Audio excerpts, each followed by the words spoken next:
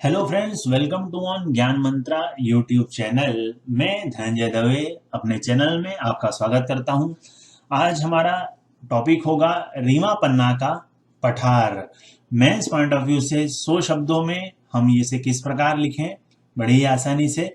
चलिए आज इस पर बात करते हैं। स्टार्ट करें आज का टॉपिक, रीमा पन्ना प्लेटू।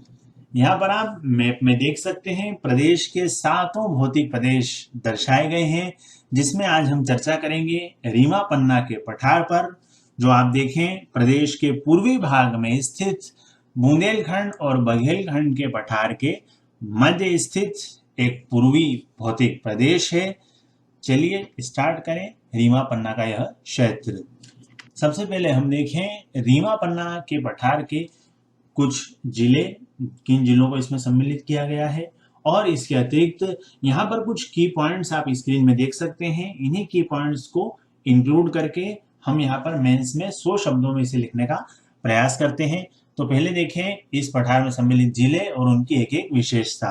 तो आप देख सकते हैं रीवा जिला, जो सफेद शेरों की भूमि के नाम से ख्यात, रीवा की सीमा से ही लगा क्षेत्र सतना, जहां पर सती अनुसुईया का आश्रम भी है और चित्रकूट एक धार्मिक पर्यटन स्थल भी है। इसके अतिरिक्त आप देखें पन्ना जिला, जो हीरा राजधानी के रूप में प्रसिद्ध, जहां पर हिनोता हीरे की एक बहुत बड़ी खदान भी स्थित है, पन्ना की सीमा से सटा। दमोह क्षेत्र, जहां पर एक दिगंबर जैन तीर्थ स्थल जो अपने आध्यात्मिक महत्व को दर्शाता है। और सबसे अंत में सागर जिला, इस पठारी भाग का यह सागर जिला, जहां पर मौजूद है हम देखें राहतगढ़ जल प्रपात। यहीं पर राहतगढ़ का किला राहतगढ़ तहसील में ही स्थित है, और राहतगढ़ वाटरफॉल एक प्राकृतिक पर्यटन स्थल के रूप में सागर जिले में मौजूद है। इस प्रकार हमने देखी इस पठारी क्षेत्र के जिले और उनकी एक एक यहाँ पर विशेषता, उनकी प्रसिद्धि का क्या कारण है। अब यहाँ पर हम उसके कुछ की पॉइंट्स देखें, जिससे हम यहाँ पर अपने आंसर को आसानी से फ्रेम कर सकें। तो आप देख सकते हैं इस पठारी भाग का निर्माण विंध्य शैल समूहों के अपरदन से हुआ है। जब विंध्याचल क्रम की चट्टानों में अपरदन हुआ तो इस पठार का निर्माण हुआ। यहाँ पर आप देख सकते हैं क्षेत्रफल तो लगभग 31,000 वर्ग किलोमीटर क्षेत्र में इसका विस्तार है। अगर आप पूरा याद ना रख सकें तो वहां पर लगभग 31 या 32,000 वर्ग किलोमीटर इसे लिख सकते हैं। हमें पूरा लिखने की आवश्यकता नहीं है कि 31,954 याद रख सकें तो फिर बहुत अच्छी बात है। आप देख सकते हैं कि लगभग 10% भाग पर यह फैला है। मध्य प्रदेश को अगर हम 100% के रूप में देखें तो 10% भूभाग यहाँ पर रीमा पन्ना का यह क्षेत्र कवर करता है। बघेलखंड के समान ही हम देख सकते हैं इस पठार पर लाल पीली मिट्टी का विस्तार है। यहाँ की कुछ प्रमुख फसलें देखते हैं तो खाद्यान्न श्रेणी में गेहूं, चावल, मोटे अनाज में ज्वार और तिलहन की श्रेणी में सरसों इस क्षेत्र की कुछ प्रमुख फसलें हैं। यहाँ पर कुछ प्रमुख 3 नदियां प्रवाहित होती है, जिनमें टोंस, बीहड़ और केन नदी प्रमुख इस क्षेत्र की नदियां हैं। चलिए अब हम इन्हीं पॉइंट्स को लेकर 100 शब्दों में यहाँ पर आंसर को फ्रेम करने का प्रयास करें।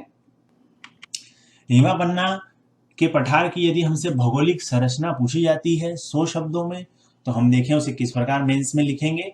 तो आप देख सकते हैं लेफ्ट साइड में हमने यहाँ पर कुछ की पॉइंट्स बना लिए और उन्हीं को वन लाइनर के रूप में एक्सप्लेन कर दिया। पॉइंट टू पॉइंट लिखने की कोशिश करें, पैराग्राफ राइटिंग को फॉलो ना करें।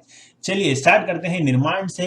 तो हम देखें कि विंध्य शैल समूहों का जब यहाँ पर अपरदन हुआ, जब उनका कटाव हुआ, इरोजन भी कह सकते हैं, तो वो तब इस पठार का निर्माण हुआ। अब हम अगर लोकेशन देखें तो मध्य प्रदेश और उत्तर प्रदेश की सीमा पर स्थित प्रदेश के पूर्वी भाग में स्थित एक पठारी क्षेत्र है, जिसमें जिले जैसा हमने पूर्व में चर्चा की रीवा, पन्ना, सतना, सागर, दमोह, यही क्षेत्र के कुछ जिले जो इसमें सम्मिलित हैं।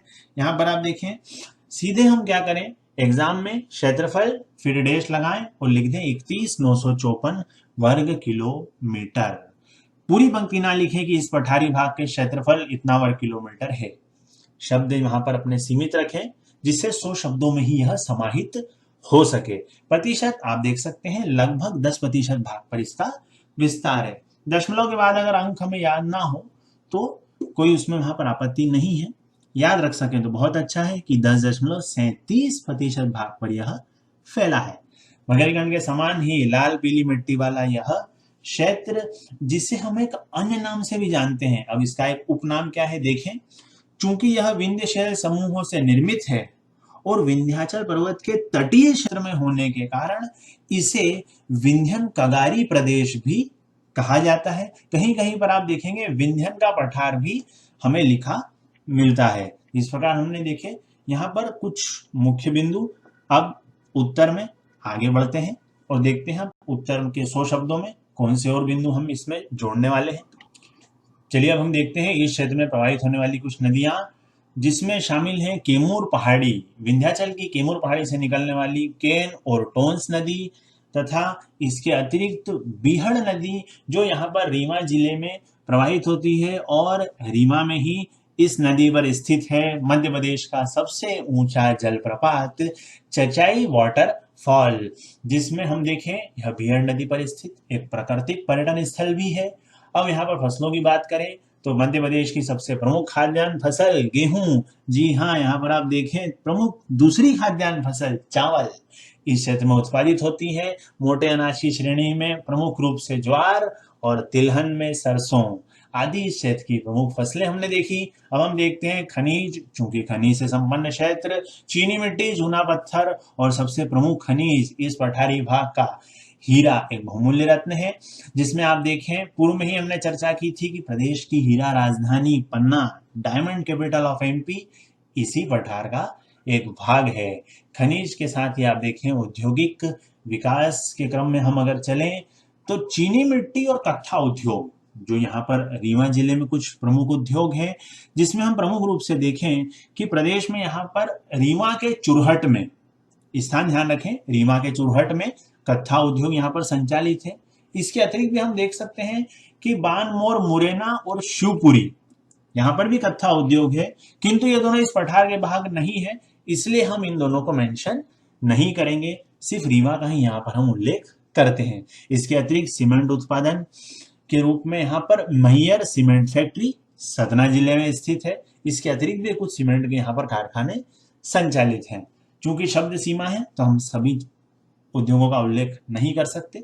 पर्यटन की बात करें तो हम सबसे पहले देखते हैं पूर्वा वाटरफॉल। जी हाँ, पूर्वा जलप्रपात रीवा जिले में स्थित टोंस नदी पर आप इमेज में देख सकते हैं। सबसे पहले पूर्वा एक प्राकृतिक पर्यटन स्थल पूर्वा फॉल टोंस नदी पर रीवा जिले में स्थित है, जिसे हमने इस प्रकार याद किया कि टीआरपी, वैसे तो टीआरपी मतलब टेलीविजन रेटिंग पॉइंट होता है, लेकिन आज से हमारे लिए टीआरपी का अर्थ है टोंस रीवा पूर्वा। इस प्रकार हमने जिला, जलप्रपात और नदी तीनों याद कर लिया। अगला देखें वन्य जीवों की शरण स्थली पन्ना नेशनल पार्क, पन्ना और छतरपुर जिले में स्थित पन्ना राष्ट्रीय उद्यान एक प्रमुख प्राकृतिक पर्यटन स्थल, एक नेशनल पार्क यहाँ पर मौजूद। इसके अतिरिक्त हम देखें कुछ अन्य पर्यटन स्थल जो हमने यहाँ पर मेंशन नहीं किए हैं, सिर्फ इमेज के थ्रू हम उसे देख सकते हैं। सबसे पहले हम देखें रामवन। जी हाँ, चित्रकूट सतना में रामवन एक धार्मिक पर्यटन क्षेत्र। अब नाम सुनते ही हमें लगता है कि यह कोई राम मंदिर होगा, जबकि ऐसा नहीं है। राम और सीता के द्वारा वनवास के दौरान इस क्षेत्र के वनों से कुछ समय यहाँ पर व्यतीत हुआ, इसीलिए इस क्षेत्र का ही नाम रामवन रख दिया, जहां पर एक हनुमान जी की आदम कद प्रतिमा स्थापित है। और इसी क्षेत्र में रामवन में स्थित है तुलसी संग्रहालय, जो अपनी कुछ प्राचीन मूर्तियों, कलाकृतियों और धार्मिक पुस्तकों का एक प्रमुख संग्रहालय भी है, तुलसी संग्रहालय। इसके अतिरिक्त हम देखें पन्ना जिले में ही पांडव जलप्रपात, पांडवों द्वारा कुछ अज्ञातवास में यहाँ पर कुछ समय व्यतीत किया गया, इसीलिए इस झरने का नाम, इस जलप्रपात का नाम पांडवों के नाम से ही पांडव जलप्रपात रख दिया गया। सबसे अंत में देखें सबसे प्रमुख एक धार्मिक नगरी कुंडलपुर दिगंबर जैन तीर्थ स्थल। जी हाँ, यहाँ पर दमोह जिले में स्थित है। चलिए, इस प्रकार हमने देखे इस क्षेत्र के कुछ पर्यटन स्थल और कुछ इंपॉर्टेंट पॉइंट, साथ ही एग्जाम में 100 शब्दों में हम इसे किस प्रकार लिखें। आई होप आपको ये वीडियो पसंद आया होगा। वीडियो पसंद आने पर इसे लाइक करें, शेयर करें, सब्सक्राइब